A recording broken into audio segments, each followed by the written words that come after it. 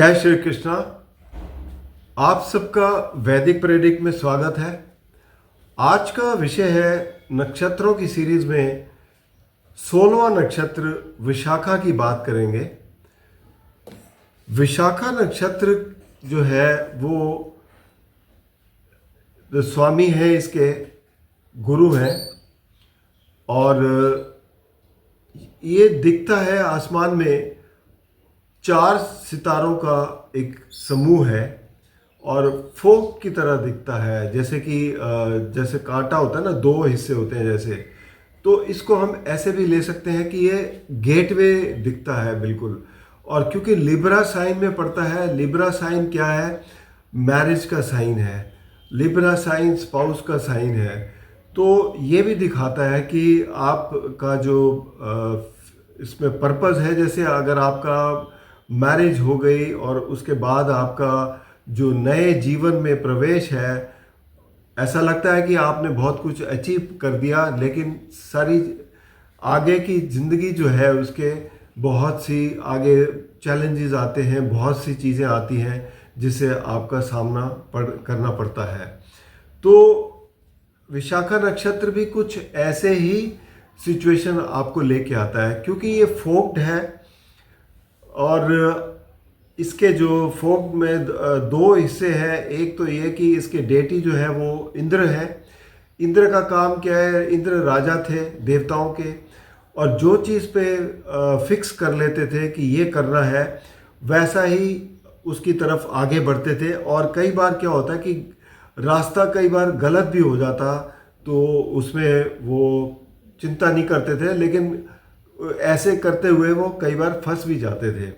तो यही विशाखा नक्षत्र वालों का भी एक रहता है तरीका काम करने का। और अग्नि तत्व है इनका, यानी कि मतलब ये हमेशा कुछ ना कुछ एक्टिवली इन्वॉल्व रहते हैं हर वक्त। उम्र इनके लिए कुछ नहीं होती, ये लगे रहते हैं काम में। तो इस वजह से कोई ना कोई गोल इनके सामने रहता है जिसको अचीव करने के लिए ये लगे रहते हैं। और अग्नि क्योंकि तत्व है, तो अग्नि से ये मान के चलते हैं कि हमेशा उसके पीछे अग्नि की तरह लगे रहते हैं। दूसरा, इनकी जो एक्टिविटीज़ हैं वो अपने गोल पर टिकी रहती हैं। एक बार जो गोल फिक्स कर लिया उस पर टिकी रहती हैं, और इन सब का प्रभाव उस पर भी डिपेंड करता है कि क्योंकि इनके स्वामी है गुरु, तो गुरु कुंडली में कैसे बैठे हुए हैं। अगर बहुत अच्छी स्थिति में है तो आप एक बहुत ही एक पॉजिटिव डायरेक्शन लेके और उसको अचीव करने की कोशिश करेंगे। तो ये सब चीज़ें ज़रूर देखनी पड़ती हैं।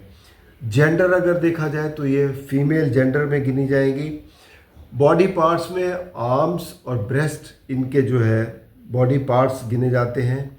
वाटरी नक्षत्र है, तो कफ से रिलेटेड चीज़ें ज़्यादा प्रॉब्लम करती हैं इनको।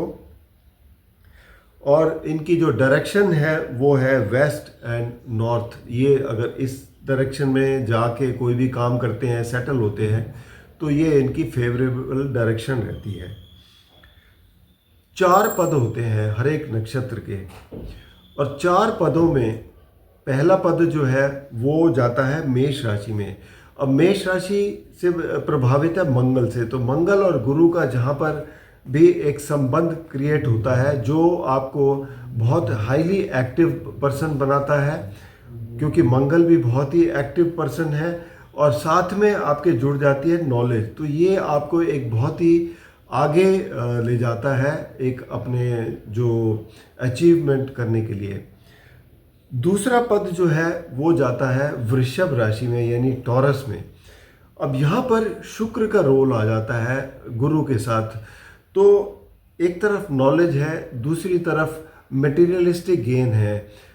तो इंसान की पूरी जो है डायरेक्शन वो मटेरियलिस्टिक गेन्स, अपनी रिसोर्सेज इकट्ठे करने में लग जाती है। तो ये स्थिति रहती है इनकी। अगर कोई आपका नक्षत्र तीसरे पद में है, तो तीसरा पद जो जाता है नवांश में वो जाता है मिथुन राशि में। मिथुन राशि एक वायु तत्व की राशि है। इसमें बेसिकली देखा जाए तो क्योंकि विशाखा नक्षत्र भी गुरु का नक्षत्र है। ज्ञान में काफ़ी वृद्धि करते हैं आप लोग। आप बुक्स वगैरह पढ़ने में और अपनी नॉलेज इंक्रीज करने में काफ़ी अच्छे रहते हैं। कम्युनिकेशन आपकी बहुत अच्छी रहती है। अगर आप एक बहुत अच्छे राइटर भी बन सकते हैं कोशिश करें तो ये स्थिति आपके लिए बनती है। अगर आपका विशाखा नक्षत्र में ये चौथे पद में पड़ता है, चौथा पद चला जाता है आपका कर्क राशि में, क्योंकि ये फिर कुंडली में वृश्चिक राशि में पड़ता है और ये जल तत्व की राशि है। तो कर्क राशि में पड़ता है चौथा पद। तो कर्क राशि वाले पद जो है ये आपके बेसिकली बहुत ही इमोशनल होते हैं, फैमिली ओरिएंटेड होते हैं और इन सब चीज़ों से जुड़े होते हैं, जो हमेशा अपने जो क्लोज्ड परिवार होता है उसके लिए कुछ ना कुछ ये करते रहते हैं। हमेशा उनके लिए ये रहता है कि परिवार के लिए कुछ ना कुछ ऐसा किया जाए। अब बात आती है नेचर जो है इनका। अब बेसिकली देखा जाए तो एक राधा से भी कंपेयर किया जा सकता है। जैसे राधा थी, बचपन से ही कृष्ण से प्यार करती थी। हालांकि उसकी शादी हो गई थी बाद में, लेकिन उसके बाद भी उसका जो लव है वो कृष्ण की तरफ वो कम नहीं हुआ। क्योंकि ये चीज़ें ऐसी हैं कि ये लोग जिस तरीके से मटेरियलिस्टिक वर्ल्ड को और ये सब चीज़ें आसपास की छोड़कर, जहाँ पर एक बार ध्यान लगा दिया, जहाँ पर एक बार मन लगा लिया, फिक्स कर लिया कि ये अचीव करना है, तो वो फिर उसकी तरफ आगे बढ़ जाते हैं। जैसे राधा आगे बढ़ती थी इटर्नल लव के लिए। हालांकि उसके पास सब कुछ था, सब कुछ उसका परिवार था, उसके सब पास में सब कुछ था, लेकिन फिर भी उसका मन जो है वो परिवार की तरफ। 16वां नक्षत्र होने के कारण विशाखा जो है, इसको हम ये भी कह सकते हैं कि 16 नक्षत्र, 16 नंबर जो है वो ट्रेजिडी से जुड़ा हुआ है, पेन से जुड़ा हुआ है और कुछ जो मटेरियलिस्टिक चीज़ें हैं उनको गिव अप करने के लिए जुड़ा हुआ है ये। और इसलिए बेसिकली देखा जाए तो जो राधा की जो भी एनर्जी थी वो यूनिवर्सल उसकी तरफ थी, एनर्जी की तरफ थी। तो यहाँ भी यही है कि जो मटेरियलिस्टिक चीज़ों को छोड़कर यूनिवर्सल एनर्जी की तरफ, स्पिरिचुअलिस्टिक गेन की तरफ जाता है इंसान। तो ये विशाखा की खासियत होती है। अब देखा जाए इनके साथ जो प्रोफेशन जुड़े हुए हैं वो प्रोफेशन क्या क्या है।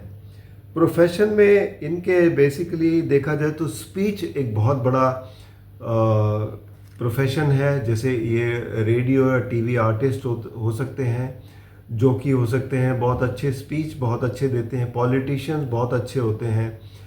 दूसरा अल्कोहल, लिकर, बारटेंडर, ये सब चीज़ें भी इनके एरिया में आती हैं। और एक्टिंग लाइन, मॉडलिंग लाइन, अपने आप को प्रेजेंट करने के लिए ये भी एक बहुत अच्छी इनकी लाइन है जिसमें ये काफ़ी कामयाबी पाते हैं। और सोल्जर भी हो सकते हैं। मतलब बात ये कि ये लोग कुछ भी कर सकते हैं, बस ये कि once they fix up their mind कि मुझे ये करना है, तो ये इनके पॉसिबिलिटी में कुछ भी हो सकता है। तो ये सब चीज़ें देखने वाली होती हैं। इनके लिए जो प्लेसेस हैं जो ये लाइक करते हैं वो है रॉकी, माउंटेनियस एरियाज़, ये बहुत ही इनको पसंद है। सात्विक नेचर है। एंड अगर इनके कैपेसिटी देखा जाए तो काफ़ी अच्छी होती है कोई भी काम करने की, क्योंकि अग्नि तत्व है। तो जिस वजह से ये बहुत ही अच्छी तरीके से अपने काम को कर सकते हैं। गण इनका राक्षस है और डाउनलोड लुकिंग नक्षत्र है। डाउनलोड का मतलब ये होता है कि कोई भी चीज़ को ये बहुत ही गहराई से देखते हैं और गहराई से समझते हैं, जिस वजह से ये जो भी काम लेते हैं उसमें अक्सर कामयाबी पाते हैं।